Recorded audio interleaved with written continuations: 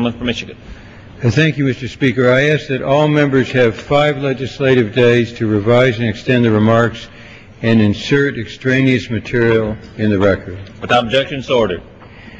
In addition, Mr. Speaker, the ranking member, David Camp, is not here today because of a death in his family, and the distinguished gentleman from Illinois is going to be handling the time on the minority side. And I ask on behalf of my colleague and friend, Mr. Camp, and the gentleman from Illinois, that the nonpartisan Joint Committee on Taxation, that they be asked to make available to the public a technical explanation of the bill.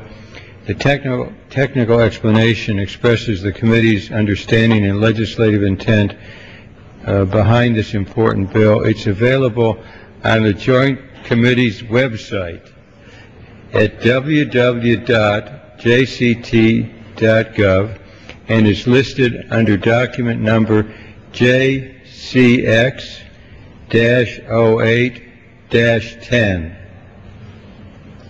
Without objection. Without objection? Okay. So we rise today on this very important bill. It would allow charitable contributions to victims of the Chilean earthquake on or before April 15th of this year, that's the tax return deadline, to claim these deductions on their 2009 tax return. Of course, absent this change, taxpayers would need to wait until next year to claim a deduction for these contributions. In addition, and this is very important, the bill would provide taxpayers with a little more time for the victims of the Haitian earthquake so that they can make charitable contributions through April 15, extending it beyond March 1. So let me, if I might, say just a few words. I think all of us know graphically what is involved here, and I checked, and the catastrophe in Haiti is the largest of its kind on record in the Western Hemisphere.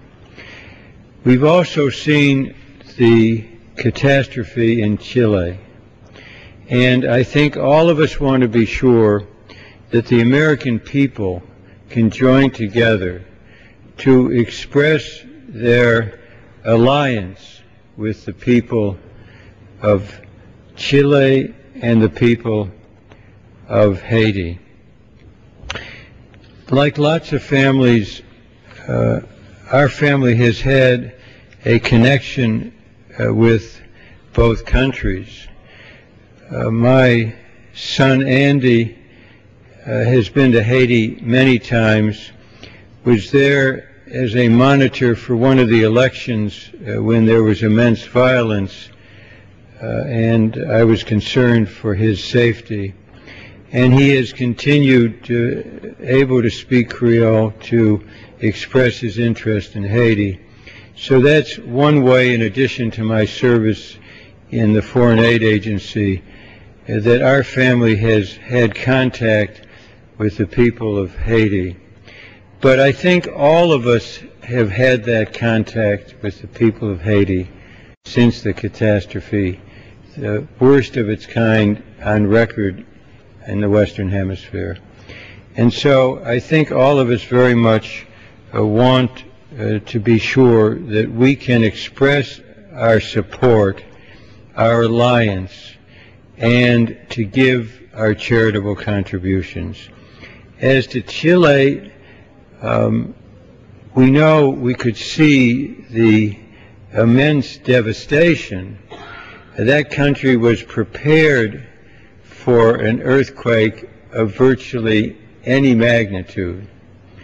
But this magnitude, one of the very worst in the history of the country, shook up the country. It shook up its foundations in many places and led to the loss of many, many lives.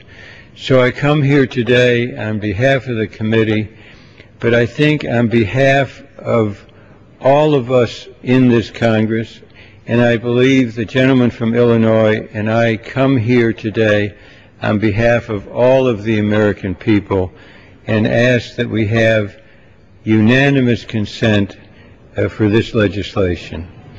So now, if I might, I would like to ask unanimous consent that the remainder of my time be controlled by a distinguished member of the committee, and my good friend and pal, the gentleman from Oregon, Earl Blumenauer. Without objection, so ordered. Thanks. The gentleman reserved.